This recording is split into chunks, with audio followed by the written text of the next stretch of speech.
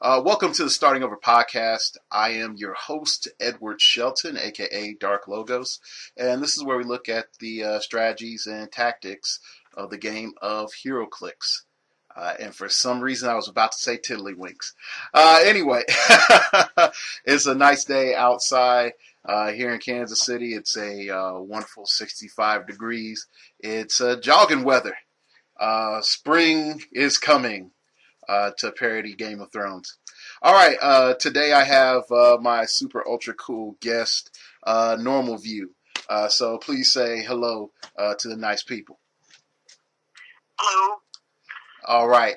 You might notice that it sounds like a phone call. It sounds a little muffled. It sounds a little weird. We're working on that.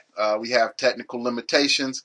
New phone, new technology. I thought I could do some cool USB, hook up my phone to my computer, and then run it in through all sorts of different things. But unfortunately, that's not the case. So we have to go old school technology. A phone, some Kleenex, and a cup. And that is not a bad YouTube video. This is literally what's going on right now. Today, what we're going to do is we're going to talk about just the mindset of tournaments. And I know we've talked about the competitive end and about what you can do, but I decided to bring one of the big time judges back and just sort of give the judged view. So you understand the other third of that equation.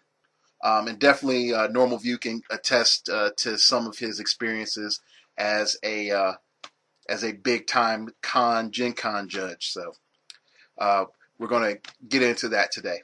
All right, so the first question we have is pretty much what sort of things as a judge, when you're creating a scenario, are you trying to move players towards? You know, like I've seen people say 1,000 points, 6 characters, 200 points, play whatever. When you try to create, different scenarios, what's one of those big things that you yourself as a judge want to see or hope to see? Well, what I hope to see is that everyone has fun with it regardless. If something goes wrong and my players don't like it, I want to know why, so that way I can make sure not to do it again in the future. But assuming for the moment that everything does go relatively well and the players have fun with it, and that's the number one priority, what I try to do after that is I try to do something that will appeal to different styles of play. Like one week, for example, I might do something that appeals more to the hardcore metagamer where they're really looking to maximize their builds and maybe even try running some of the teams that they're thinking about taking to a nice big tournament like Gen Con. And then the next week, maybe I'll do something that's more for people who like to do something comic book accurate, or maybe do something even completely different and off the wall that let's really sort of flex the creative muscles. My main goal, besides having fun, is I just try to make sure that I don't box myself in and appeal to only one kind of player all the time. I want to vary it up and make sure everyone gets a chance to have fun. Okay, that's a good insight, and I know a lot of judges, when they create some scenario, sometimes it's in reaction to an event that happened that week or the previous week. But you gave a good different viewpoint of just trying to cater to the various personalities that are going on in the venue. And so that's something that you need to try to, think about as you're playing out there. If you're dealing with that split down the middle at your venue between hardcore players and casual players, and there's strife, you might want to, sort of put Normal Views advice out there. Speaking of scenarios that you've created, what type of name a scenario that you have done in whenever history that sticks out in your head? Well, I like to try to keep my scenarios pretty simple. In my experience, the more complicated the scenario, the more likely for things to go wrong. That's not to say that the complicated scenarios can't be fun. They can be very, very fun. But it's also possible that little wrinkles will pop up that you hadn't considered, and the wheels start falling off the wagon kind of thing. So I like to keep them pretty simple. Like one of my favorite go-to scenarios is simply just doing a reverse dial scenario, where instead of starting on the green starting line, you start at the end of the dial, and you click everything backwards. click clockwise instead of counterclockwise, and healing would click click counterclockwise, back towards the end of the dial. This scenario actually doesn't work quite as well as it used to ever since things like alter egos came around. Those start bringing in some of those wrinkles I mentioned before. You have to kind of figure out how to work in those alter egos. But it's still, kind of an oldie but a goodie that I pull out, at least every 3 or 4 months. Yeah, and I know one thing that can really become interesting is definitely those rotation out of scenarios. I've seen some things that have come in and it's just like, man, this didn't work well. And I've seen some things that have been awesome that come up frequently. I know a lot of people do play the dials backward, and that has been quite an interesting thing. Definitely, there's some champions like Bizarro. I said champions. Wow, some characters like Bizarro that are really, really good for those reverse dial games. There's some characters that don't do so well. Another one that I saw at the most recent one I played, someone brought out that Outback Hulk, the super rare from the Incredible Hulk set. Oh yeah. That way you get to start on Limitless Rage. Yeah. That is awesome. Also, I wonder how AEs work in that. I've never played one of those games where I actually played an AE. The way I've done it is sometimes just to avoid the headache. There's been a couple of times where I've just said, don't bring alter egos. Just don't do it. Oh, okay. And then other times when I've tried to work them in, what I've said is they will start in the superpowered one. Like, say, for example, if you use Superman that can alter ego into Clark Kent, you would start on the last click of Superman, and then when he hits his orange line, you have the option to turn him into Clark Kent. Or if he gets hit past the orange line, then he's KO'd. Just the same like if you had a normal alter ego, like in a normal game where you play Clark Kent, it's possible for Clark Kent to get knocked out before he can actually change into Superman. That's how it works in reverse styles. If you hit Superman hard enough and blast him past that orange line, then Superman's KO'd. That is a very, very, very good iteration of that. I really like that. That sounds pretty cool. I really would. Yeah, I'll have to sort of throw that around to a couple of people that I know for the AE thing, because most of the time when we play those AEs just aren't thought of, and I still think they still have a good place out there for those sort of tournaments. Oh yeah, no, they're great. The alter egos, like most any new mechanic. I mean, remember just how terrible Giants were the first couple sets we had them. The first couple alter egos were, there was some room to grow there. There was a bit of a learning curve, but I think alter egos now are extremely viable. Yeah. I mean, one of my favorites from one of the more recent sets, again going back to Incredible Hulk, is I love the Matt Murdock. Matt Murdock was fantastic, and then he could turn into 3 different versions of Daredevil depending on what you wanted to do with him. One which is cheaper than the AE, which is hilarious. That is hilarious. Anyway, I have to watch myself. We could be talking about AEs all day because I love some AEs. Anyway, and so the next thing is we're looking at the local venue. Let's look up up in scale at those bigger venues when we're talking about our Gen Con type venues. What sort of things would you say as a judge are you looking for or looking out for, or better yet, how do we the player make your job as easy as possible at those bigger tournaments? Okay. Well, I would say, especially if you're talking more about the special scenarios and the side events that get run at Gen Con, as opposed to, the straight up, 300 points modern age for Worlds. If you're talking more about the side events, make sure you ask your questions about the event before the event starts. There were times, in fact, 2 Gen Cons ago, there was a big Colossal event where you had to bring a Colossal character. One player didn't look at the event description close enough and didn't realize that it was modern age. And he brought a Golden Age Colossal. And of those things where technically he wasn't allowed to play. And luckily, what we decided to do is we didn't want to make the poor guy sit out. So we asked the handful of people that showed up to that fight event. I think there was like maybe 10 or 11 people altogether. We just told them and we say, hey, here's what happened. It was actually, I think, like a 12-year-old kid. This kid showed up with Ping Pang Boom. Ping Pang Boom is not modern age. Do you guys have a problem if he plays? And luckily everyone was cool with it, so the kid got to play his Boom. Oh, okay. Yeah. I was about to say, if it was like Starro or even Galactus, I know no one will allow that. No, it's the thing. The thing is the problem. Any problem like that can be solved if you make sure you ask ahead of time. I mean, I'm not saying like, especially for a Gen Con where people may be traveling from miles and miles away across the country kind of thing.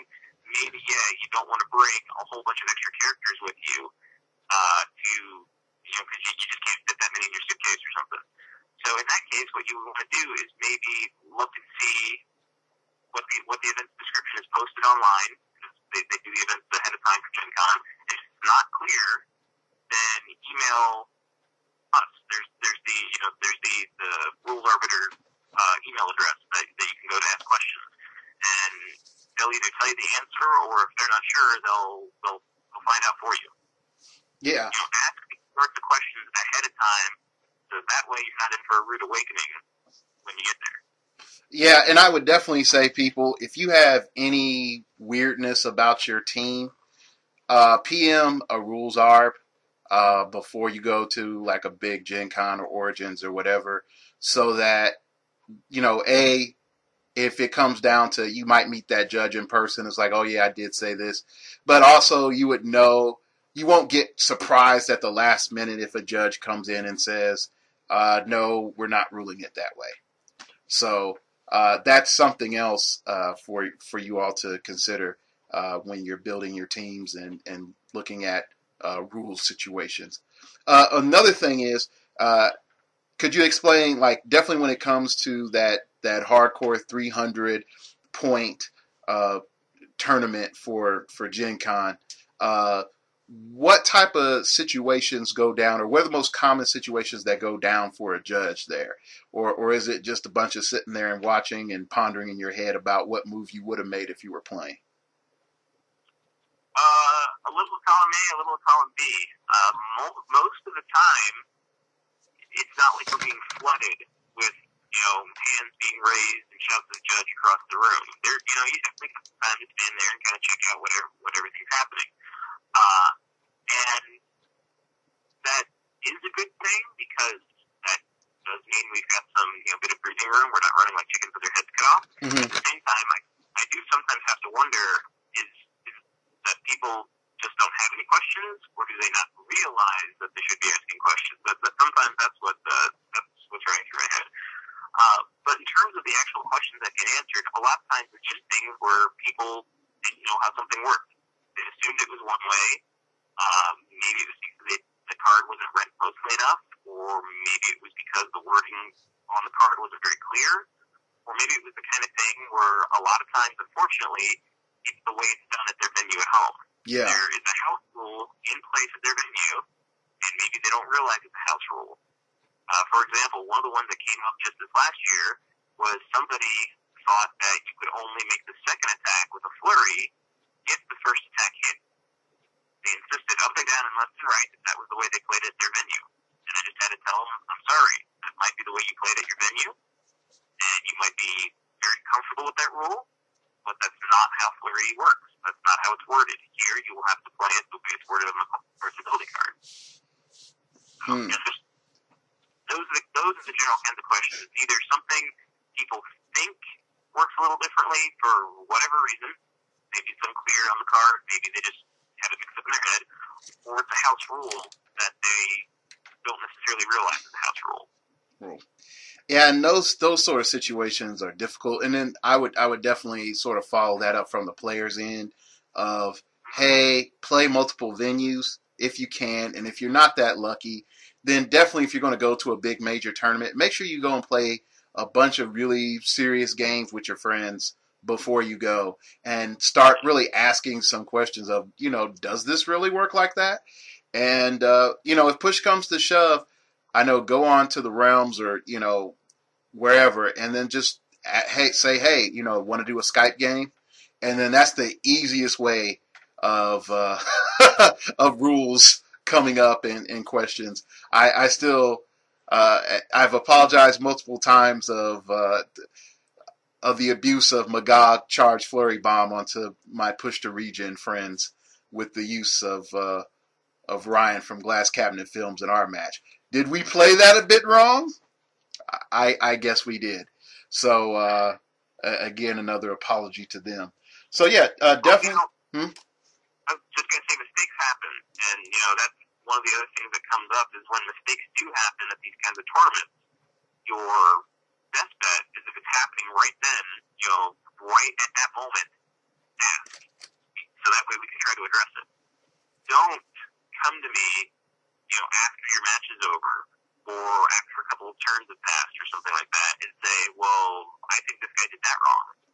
All I can say at that point is, well, it's done. You should have asked before because I can't rewind the game. That's just not feasible. Yeah. There's no do-overs. Yeah. I also just wondering, is there any, I know some people might ask this, is there any policy on dice? I know some people at certain venues have rules like you have to use a dice tower or you can't use custom dice or whatever. Is there anything about dice that you feel is noteworthy of bringing up? There isn't anything in the comprehensive tournament guide. People think that there's something in there that you can request to use your opponent's dice that isn't actually in the comprehensive tournament guide. It may have been back in the past. I don't bother memorizing old versions of things. But for all I know, yeah, there was a line about putting it in the past. I don't know. All I can say for sure it's not there now. Okay. I do know that at Gen Con, on the back of the build sheet, there's a list of tournament rules that everyone theoretically reads and they have to sign. That's one of the reasons why it's such a no-no to lose your build sheet is because on the back there with your signature, that's you saying, yes, I recognize that these are the tournament rules and these are the rule guidelines I have to follow. One of those things do say that if you have an issue with dice, you can request that you get a pair of dice from the tournament. They've got a big box up front where everyone signs in, and we can get you dice if you are at all suspicious. But in general, though, no, there's no real guidelines. I'd say, depending on what you and your venue is comfortable with, if everyone wants to use a dice cup to prevent shenanigans, go for it. Yeah. If everyone wants to just use the fanciest dice possible with all sorts of custom faces, well, you can. Just make sure that, the really, really elaborate dice maybe might not roll quite so well. But, it's whatever works for your venue. Yeah. There was a couple of things with that. I know some people have got some custom dice from a particular person on the realms. I'm not going to try to call anybody out. But sometimes those dice are weird. My friend got a pair of Autobot dice, and those suckers roll like abnormally high, 8+, just because of the Autobot symbol being weighted or not weighted how it is. So, they really got to be careful with those custom dice. Depending on how much is etched out of the side with the custom symbol on it, that can throw off the weight. And so that's why if you are going to get custom dice, you probably want to make sure you test them out for yourself. Roll them a lot before you ever take them to a tournament just to see what sorts of results you get. Yeah. And I just, like I said, just being mindful. And then also too, hey, if your Autobot dice are rolling hot and your opponent complains in the standard rules, there really isn't anything that they can do about it. And so just you always ask your judge. And your judge right then and there to make a judgment call. The judge can, say, roll a couple times, let me see, okay, it looks fine to me, or your judge can choose to substitute in dice. Bottom line, any issue, it's the judge's call. That's one of the awesome things, I think, about the current organized play system. that is a little different than what it was before NECA purchased WizKids is that basically the venues and the judges can do whatever works best for them. Now, the old WizKids under Tops, they were a little bit more strict about what could and couldn't be done. And yeah, that had some pluses. You had all these guidelines to fall back on, but at the same time, you lost a lot of the flexibility that some venues really like. So, yeah. I like the system. I like the current system, though. I like the judges and the venues being able to decide what's best for them, because no two venues are going to be exactly alike. Yeah, and that in and of itself is something that I've noticed myself playing across states. And actually, I've played across 4 states now in Heroclix: Illinois, Oklahoma, Missouri, and Kansas. Really just noticing, judge influence in various venues is varied. And some of it's a little bit like, yeah, I'm very hands-on, and then some of it's like, whatever, call me when there's a problem. Otherwise, y'all do whatever you want. The interesting babysitter method, I like to call it. So, anyway, so when you're there and you're watching and maintaining these games, what are some things that are going through your mind as a facilitator? Are we speaking just in general? Or in general. Is this just a Gen Con? Okay, yeah. Just in general. Mostly what I try to keep in mind is I'm always keeping an eye out for fellowship. That's one of the things that I have to do. I do fellowship the old school way, where it is the judge's decision. I know some places like doing a vote, other places don't do fellowship at all and just give the prize to the second place or whatever. But I do it the way WizKids has always recommended, where it's the judge's decision. The player that exhibits the best sportsmanlike behavior gets fellowship. And if everyone is being a good sport, well, that's a wonderful problem to have. So that's definitely one of the things I'm always keeping an eye out for, is things that stick out. Either stuff that, oops, that guy just threw his dice across the room, he's not getting fellowship, he's out, or, ooh, that guy was really cool right there. His opponent made a really bad display, but the guy was awesome and let him take the move back. So, I'm always looking out for little things like that. Yeah. The other thing, too, is that you also try to keep a general sense for the flow of the games. So that way, if it looks like a lot of the games are going to maybe finish early, just, the tempos are picking up, we've still got like 20 minutes left, but looks like everyone will be wrapping up soon, I'm going to start going ahead and start doing the pairings that I can do ahead of time, so that way we can get rolling with the next round as soon as possible. I try to keep on top of things like that. And then, of course, I always keep an eye out for people raising their hands and asking questions, too. Okay. The fellowship thing is something I haven't really thought about, mainly because the fellowship method, when I was a judge, I would just appoint it. Usually it would be what family did not get a prize, and then we're pretty much settled. Then, when I came back to Kansas City, fellowship was based off of, at one venue, it was based off of, I think it was like lowest points, or no, like next to lowest points or something like that. And then the other one was roll off, and whoever rolls the lowest gets fellowship. So, I've seen it done different ways, and heck, I even done it a different way, but I haven't really thought about that from the judge perspective. What I sometimes do, especially when it is the cases where I've got, a couple people that are real standouts in my mind and I'm having a hard time deciding between the two, I might ask the players to write a name on the flip of paper, one of the people they played against, and I'll use that kind of as a guideline. But I never do it by a straight vote. I always make it very clear when we do the votes like that, these are just a guideline, and maybe they'll help me decide, or maybe I might decide to go in a different direction. But it's always, for me, it's I am the final say. I am the one who picks the fellowship. It's the person who exhibited something that really, really stood out as being very, very cool, very sportsmanlike. Yeah. And some of that is, I guess for me, when I looked at sportsmanship, there were some venues that I played at for actual sportsmanship. It was just bad.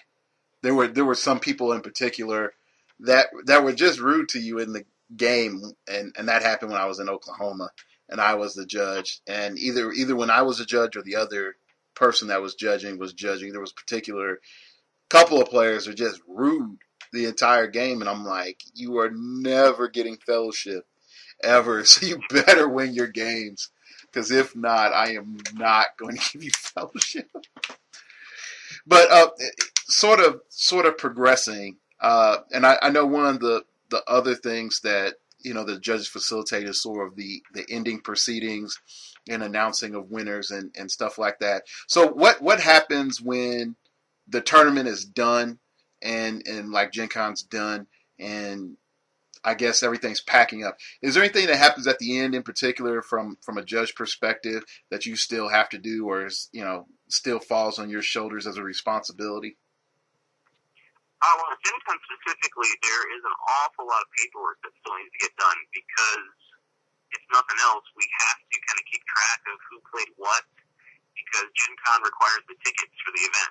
And so we got to make sure we track those throughout the event and collect them and stick them in envelopes. So that way, at the end of the day, we can give the proper tickets to Gen Con, and they get their cut that they're supposed to be getting. So there is still all of that kind of paperwork that has to be done, keeping track of tickets and getting them divvied up in envelopes and marked and all that kind of stuff. But then otherwise, it's really just kind of the general tear down. There's not a whole lot that happens immediately after the event other than the tear down. Later on, though, typically maybe after about a week or so, now that things have kind of settled down and we've had some time to think about it, we are often asked what we thought of the tournament. What did we notice that was good? What did we notice that was bad? What are some things that worked really, really well? What are some things that could have been fixed? That's just that kind of just general, how can we make sure we're doing the right thing and improve next year sorts of questions. And so, obviously they want it to be a success and they want it to run really, really smoothly. And I think, for example, everyone who went to the most recent Gen Con will agree that it was much, much, much better experience overall than the year before. The year before, there were a lot of issues. Some of it was WizKid's fault. Some of it was Gen Con's fault. There was plenty of blame to be dished out on both sides. But we took a look at what we could fix. We addressed it, and voila, this last year ran so much more smoothly. Yeah, I think it was a couple of years ago. There was a whole lot of complaints about having like event problems and whatnot, and then some of that was sign up stuff, I guess, and people were signing up for multiple events, and then there were a lot of things that were going on. One of the biggest compounding factors that just made everything worse is Gen Con did not give WizKids as much space as we needed. We were shorted on space.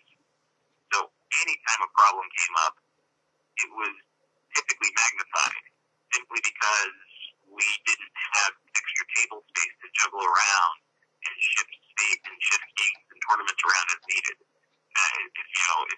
If something ended up running longer than it was supposed to, well, then it ran longer than it was supposed to, and the people who were waiting for that space were boned. And then there was also some stuff on our end. Logistically, there was a big line that people had problems wading through and stuff like that. There were errors made on multiple fronts. Yeah. Addressed. And I'm not saying we can't continue to improve. We will. We've got some suggestions already for this Gen Con coming up. They're hopefully going to be implemented. But I think everyone can agree that last year's Gen Con was so much more smooth from the players' perspective than it was the year before.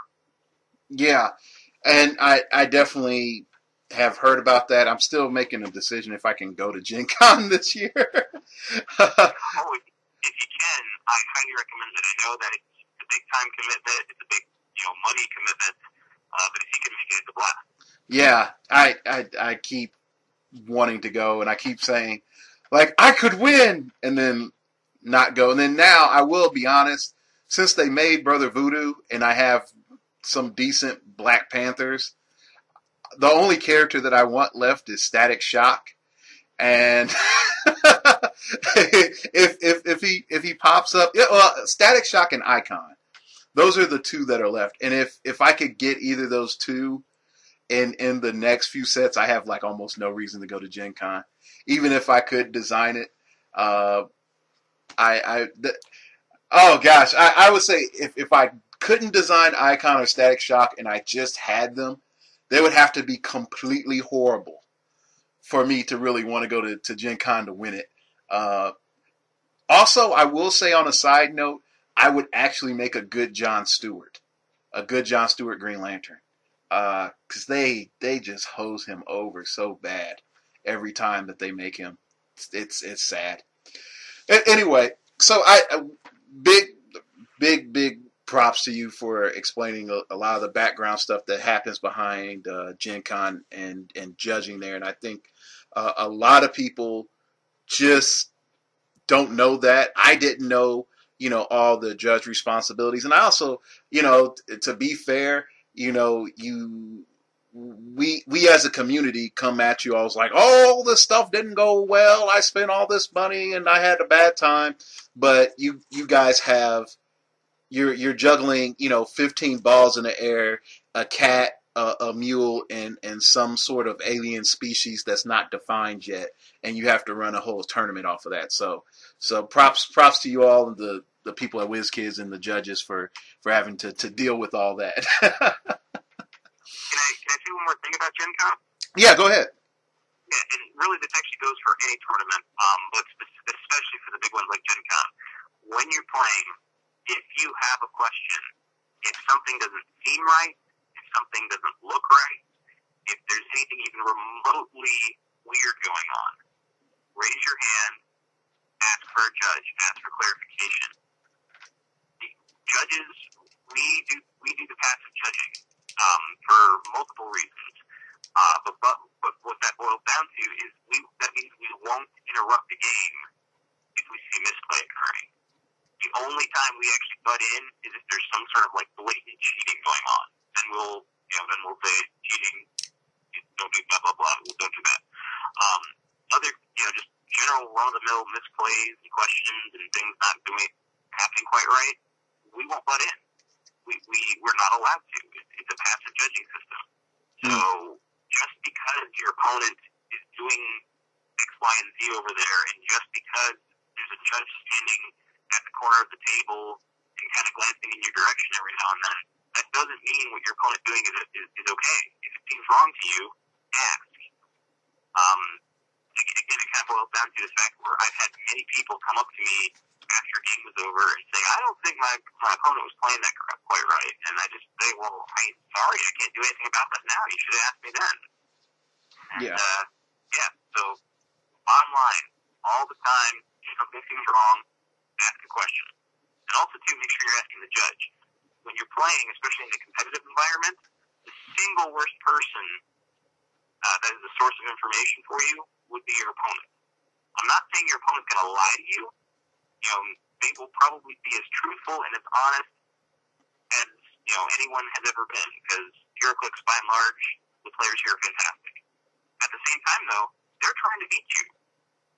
They might answer your question truthfully, but maybe they leave something out.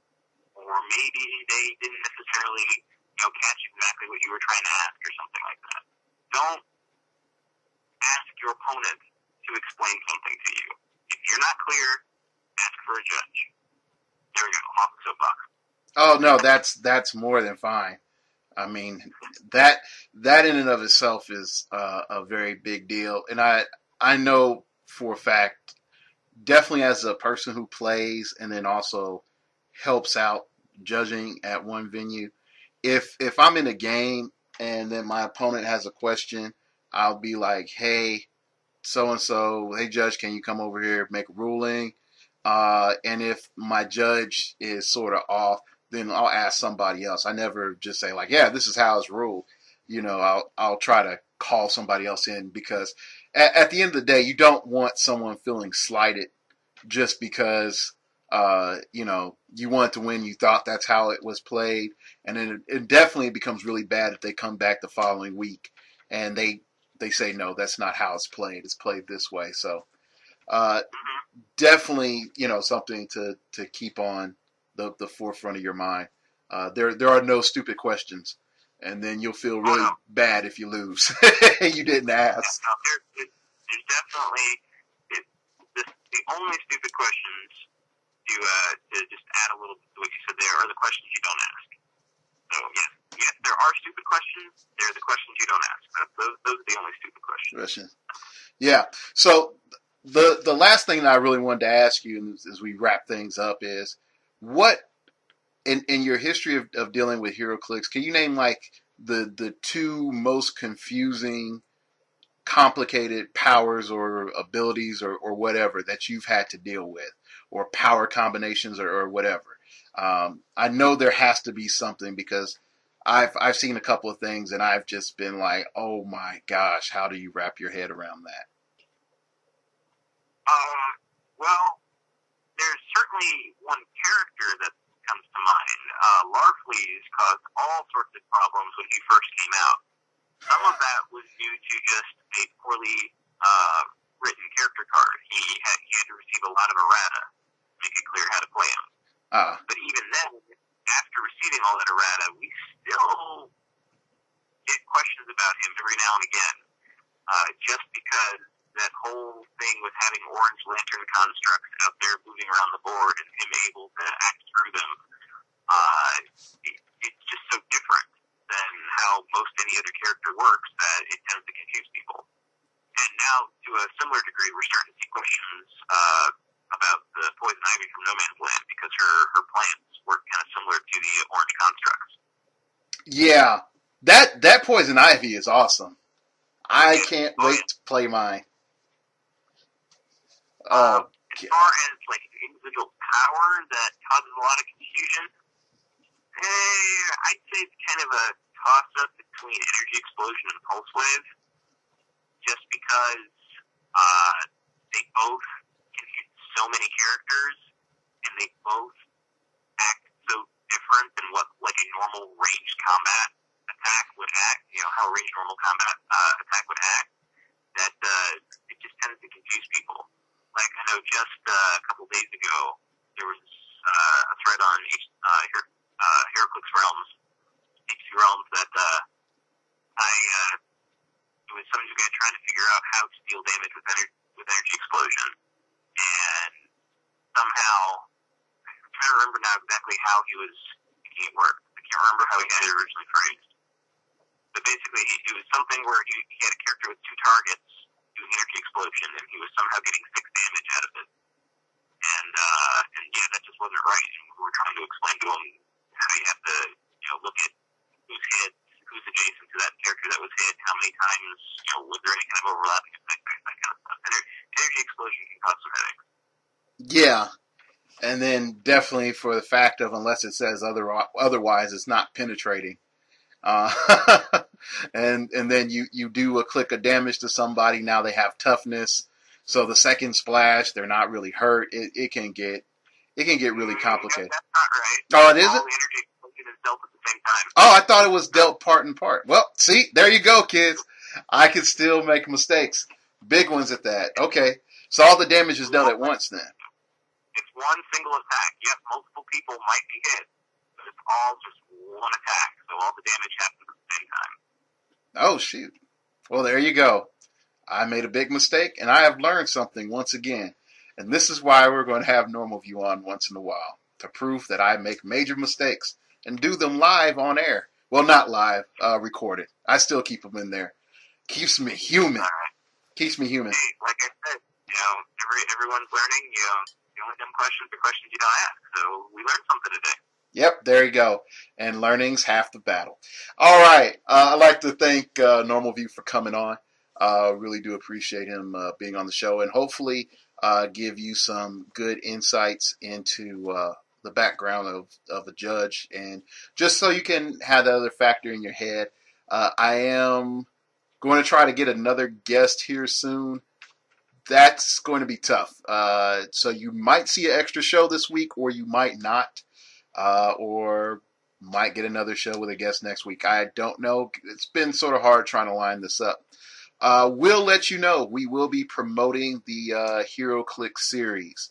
So if trying to make it come out so it's something like English.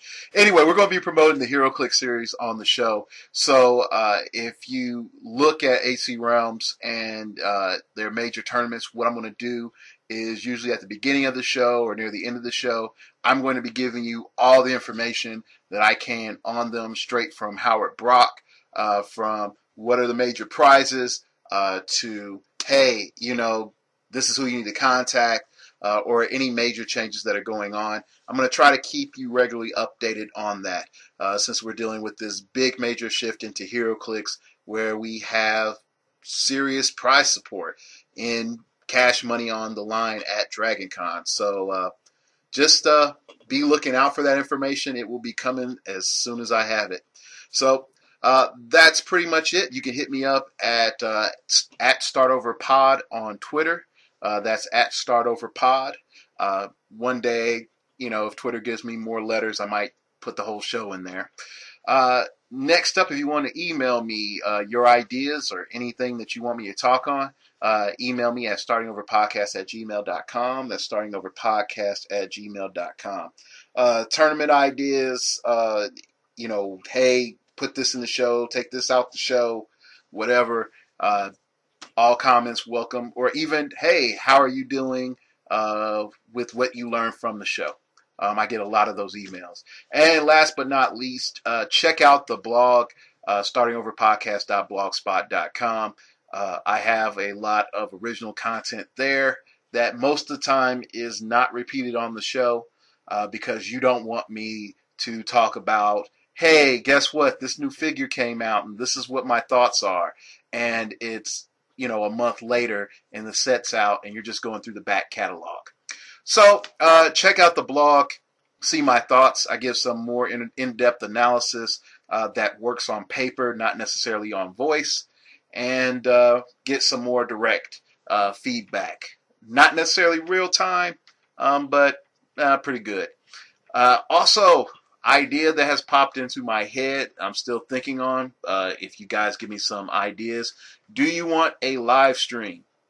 Do a one show once in the blue moon, like a live stream, roundtable conversation, or me answering questions, or what? So hit me up at any of those media places that I have so graciously granted upon you, and give me your feedback. All right, that's it. Thank you for listening, and remember, we all have to start over sometime. I'm into comic books, figures on the wall. She's into looking good, Vicky C's got a law. And she loves my flaws, yeah, she's not ashamed. I'm a Peter Parker, she's my Mary Jane.